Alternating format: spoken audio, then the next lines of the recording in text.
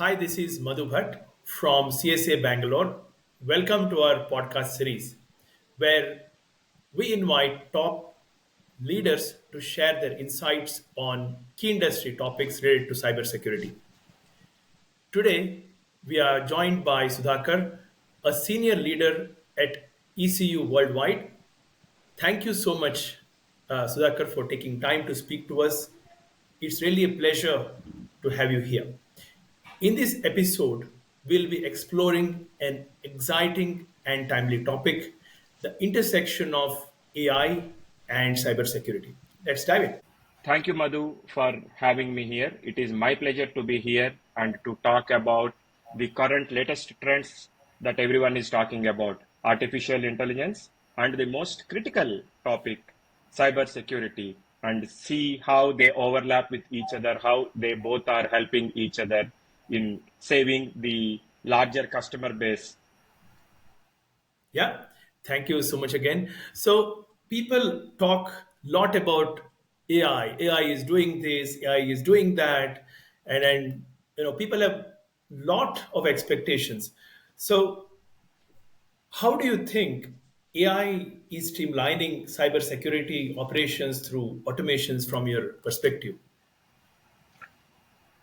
You are correct, and it is a fact that AI is doing a lot many things than what it used to do for long, right? But if you ask me, what is AI doing on streamlining the cybersecurity operations? One, for any intelligence to happen, you need the foundation strong. So if you and I are given hot coffee, we take it with each sip. That doesn't happen with a newly, not necessarily newly born, but say a 3-year-old kid. For him or her, it takes some time to understand that, you need to have coffee in this fashion. Otherwise, you will, hurt yourself. You will burn your tongue. The point there is the foundation, and that foundation is data. So for artificial intelligence to work better, you need the foundation data to be really strong. So once we have the data which is cleansed with the right context, it can definitely help people to have better and efficient ways to do routine, mundane activities. Now, coming back to cybersecurity operations, typically what is cybersecurity? You do monitoring, that is on the proactive side, and God forbid if something were to happen, you will need to react to it, to respond to it, and ensure that the risk that was identified got mitigated. That is the cybersecurity, right? So, on the AI part, it definitely is helping us in having better log analysis because you have lots and lots and lots. You will not believe like they are in, gigabits and terabytes of data. If you look at something like QRadar or Splunk, the SAEM tools, you get bombarded with so much of data. So all of that data, rather than the costly SIM tools scrubbing them, you can actually have relevant log analysis so that the engine actually works only on the cleansed or filtered or relevant data only. That is one. The second component is ensuring that the vulnerability scanning is happening at right levels. Of course, the third thing, like I said, threat detection, because it is always better to be proactive than reactive. So these are at the high level, I would say, are the key aspects that AI is introducing into the cybersecurity domain per se, Madhu. Yeah, I think great perspectives. I totally agree. Now, if I were to go bit more deeper into this, right? So, what do you think are the best practices for integrating artificial intelligence into security orchestration, automation, response from your perspective? So if you look at the SOAR, there are I generally put it into 4 or 5 buckets, okay? The first one is, like I was mentioning earlier, monitoring, the continuous monitoring, ensuring that you are analyzing the behavior, ensuring that you are updating your learning opportunity with the typical adaptive skills that you are having. So these are some of the things that I say on the monitoring aspect. Then you do collaboration between, like I say, human stupidity and artificial intelligence. You need to do that bridge, and then do the threat hunting, ensuring that you actively seek the insights from either dark web or the current trends that are happening in the industry, and taking care of that collaboration is very important. The last thing I say is the machine learning, because that actually gives you the newly formed trends, the behaviors that you can actually focus on, and then work on this advanced threat detection and remediation to ensure that you have these zero-day vulnerabilities and insider attacks addressed and tackled at the right time. Excellent, excellent. Now, switching the gear slightly, right? Mhm. Now, if you were to look at artificial intelligence, it's always scalability that comes into picture, right?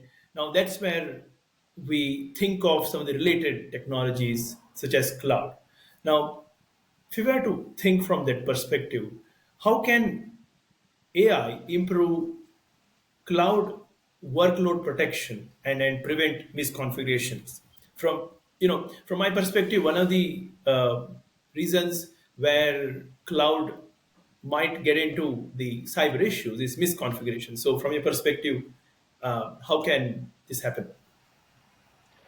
Whether it is on-prem data center or on cloud, Madhu, I would say the threats are almost similar, equivalent, not equal, not same, but almost similar. But one thing that cloud brings in as an additional attribute is about keeping the tap on, as I call that.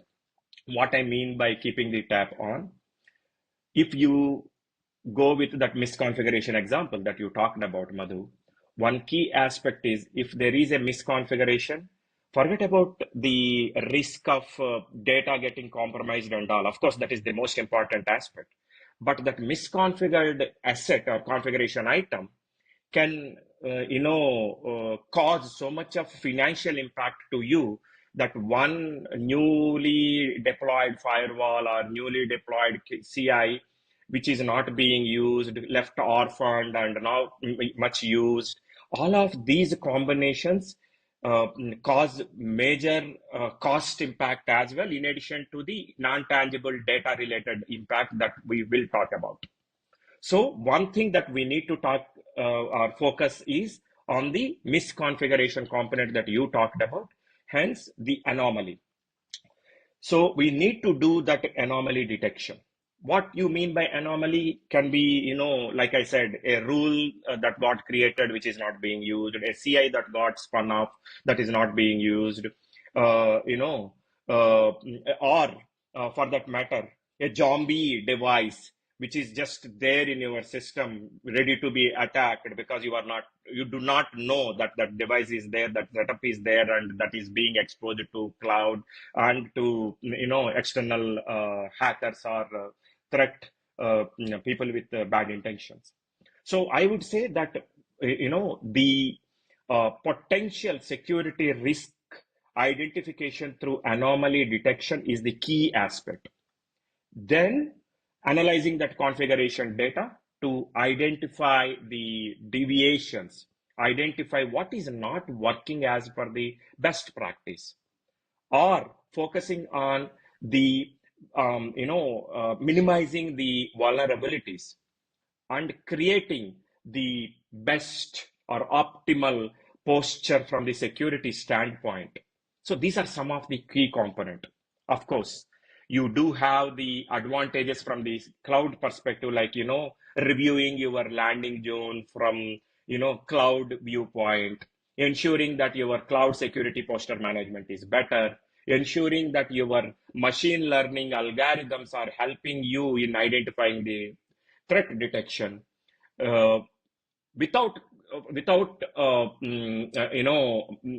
much of human intervention. But please note, at the end of the day, even today, human oversight is the most critical thing that you need to have in the whole mix, because even today you need to provide that context.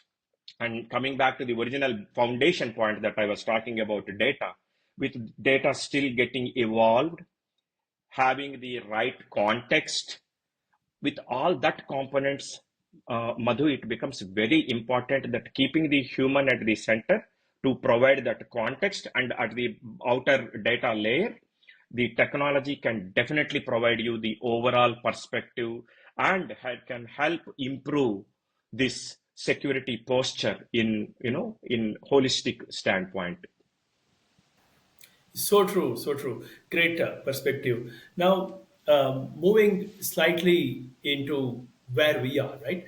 See, we are, if you were to look at it, initially we used to have just single kind of cloud environment, private cloud, and things like that. Now, organizations are moving towards mixed workload, then hybrid cloud, and then many more, right? So I think to think from that perspective, what do you think?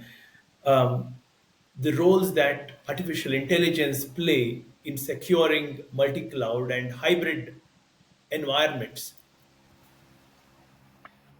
Whether we talk about single cloud or multi-cloud, Madhu, the concepts that we talked about in the previous question are almost similar.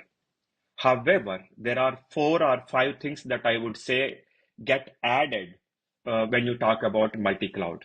The first one, of course, is the ingress and egress. Once you have the hybrid environments, you need to keep a close watch on the payment aspect of the data that is getting pushed in and pushed out. Typically, cloud service providers always encourage you to have the data in, but taking the data back is where you definitely need to pay more. That is on the commercial aspect of it. Now, from the cyber security standpoint, one thing that actually gets added when you talk about multi-cloud is how you are marrying two clouds into one, right? Because you can have the best of the security system, but Madhu, we always say you are as strong as your weakest link, right? All you need for the perpetrator to enter to your secured environment is one loophole. So, zero trust implementation is one key focus area, Madhu, that is happening of late. While it has been there for about 3, 4 years, GTMA, but that zero trust implementation with the multi-cloud is one key aspect. The second thing is adaptive security. So what you are doing on, Azure being an example, that the same or similar thing you need to, implement on the AWS side or OCI or GCP for that matter. But the point is that adaptive security component. So you need to ensure that whatever you are doing on one side is getting replicated and reflected on the other side, so that that handshake is there properly. The third thing is that data integration. You know, Especially when you use a lot of APIs and EDIs and data transfers, you need to ensure that integration is very tightly coupled, so that there are no weak points, that someone can spoof that data that is getting exchanged and all. The last component is that model training, tuning, reconfiguration, always being there, ahead of the curve to ensure that, the real threat detection and response is properly maintained. Because see, someone actually was mentioning this some time back in one of the cybersecurity workshops. It is not about whether I will get attacked or whether that ransomware attack is there that we can be. It is only matter of when. And the thing that we as enterprises should do is to defer it, postpone it to the point that it never happens. But अपना number तो आएगा ही आएगा. The only thing is when. And for a change, we pray, wish, hope that, that happens at fag end, not now, not immediate. So that is the reason we need to ensure that the cybersecurity golden triad principle of confidentiality, integrity, and availability is at the foremost component when you are talking about whether cloud, multi-cloud, on-prem, but the security component is so critical and important for any enterprise to ensure that you are providing right support to your key stakeholders, whether it is B2C, B2B, internal, external, it doesn't matter, Madhu. Yeah, fantastic. I think thank you so much. So beautiful, right? So you touched upon some of the crux of where what are the key elements of AI, which is data. Then when we talked through cloud, which is so kind of related technology, and then we also talked about how organizations basically need to look at, right, how do we prevent some of these cyber attacks and so much. So thank you so much, Sudhakar, and thanks all for watching. Yeah, we'll come up with many more podcasts like this. Thank you. Bye. Bye bye. Thanks for the opportunity, Yeah. Madhu.